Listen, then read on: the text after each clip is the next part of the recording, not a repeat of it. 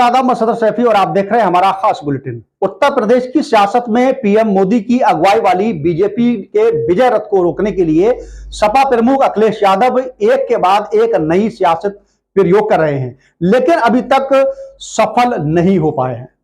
बता दें कि अखिलेश यादव 2024 के चुनाव में कांग्रेस के साथ गठबंधन का ही प्रयोग नहीं कर रहे हैं, बल्कि सामाजिक प्रयोग भी कर रहे हैं।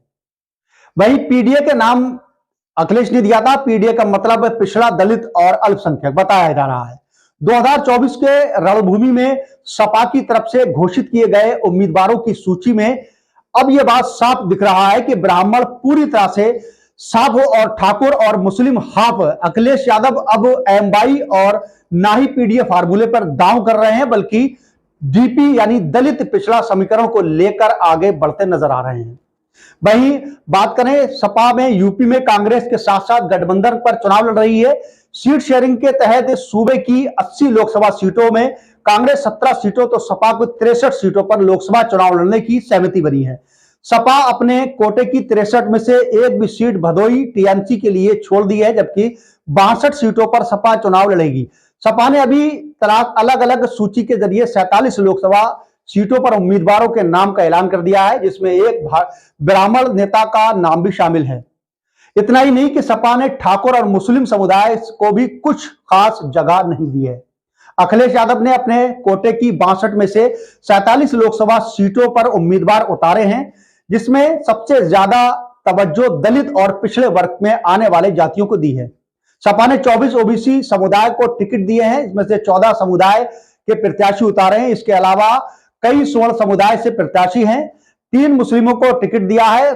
स्वर्ण समुदाय से ठाकुर समाज के 2 नेताओं को ब्राह्मण से प्रत्याशी बनाया गया है। इसके अलावा खत्री पंजाबी में से 2 प्रत्याशियों को बनाया गया है। वही भूमिहार और वैश्य समाज से उम्मीदवार बनाए गए हैं। सपा ने अभी तक 24 ओबीसी को टिकट दिए हैं, जिसमें से 4 यादव समुदाय से प्रत्याशी बनाए गए हैं, जबकि 20 टिकट पर गैर यादव ओबीसी शामिल है।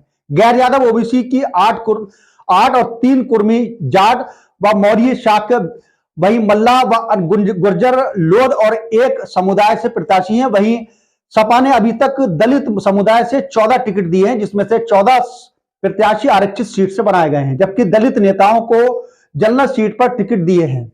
सपा ने दलित में ज्यादा पासी, वाल्मीकि, धोबी और कोरी सहित राजवंशी समुदाय को प्रत्याशी बनाया है। इसमें एक बात साफ है कि सपा का पूरा फोकस इस बार ओबीसी समुदाय के वोटों पर इसलिए सबसे ज्यादा है क्योंकि इन्हीं से समुदाय में सबसे ज्यादा लोग हैं।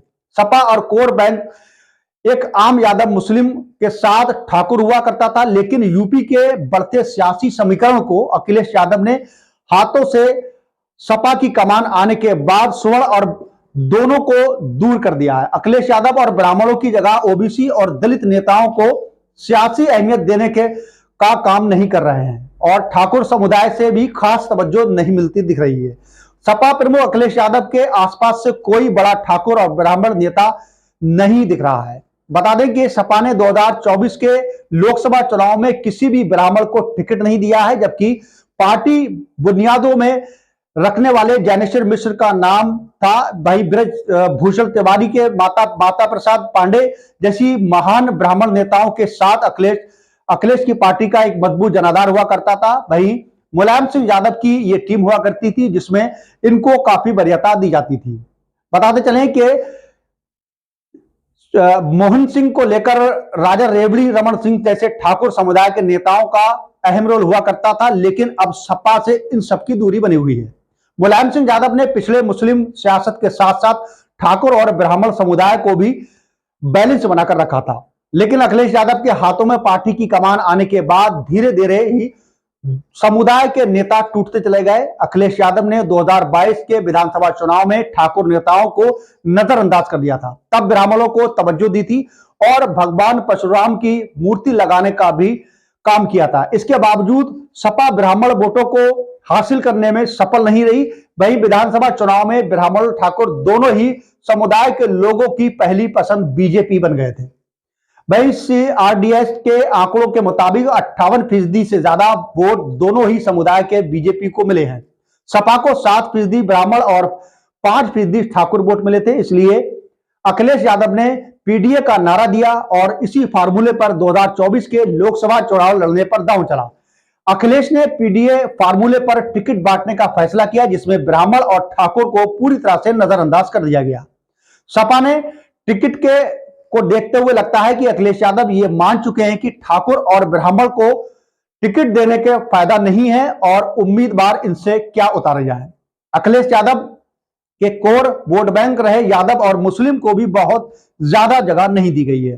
सपा ने यादव समुदाय को 4 टिकट दिए हैं और चारों ही नेता मुलायम सिंह परिवार के हैं। अखिलेश यादव की पत्नी डिंपल यादव, चाचा शिवपाल यादव, चचेरे भाई धर्मेंद्र यादव और राम गोपाल यादव के बेटे अक्षय यादव के प्रत्याशी इस बार बनाया गया है। सपा ने मुस्लिम समुदाय से 3 टिकट दिए हैं, जिसमें अफजाल अंसारी, इकरा हसन और जारवान बर्ग का नाम भी शामिल था। यादव और मुस्लिमों को खास तवज्जो न देने के पीछे एक बड़ी वजह यह भी है कि सपा अब मुस्लिम और यादव परस्त वाली छवि को पूरी तरह से तोड़ना चाहती है।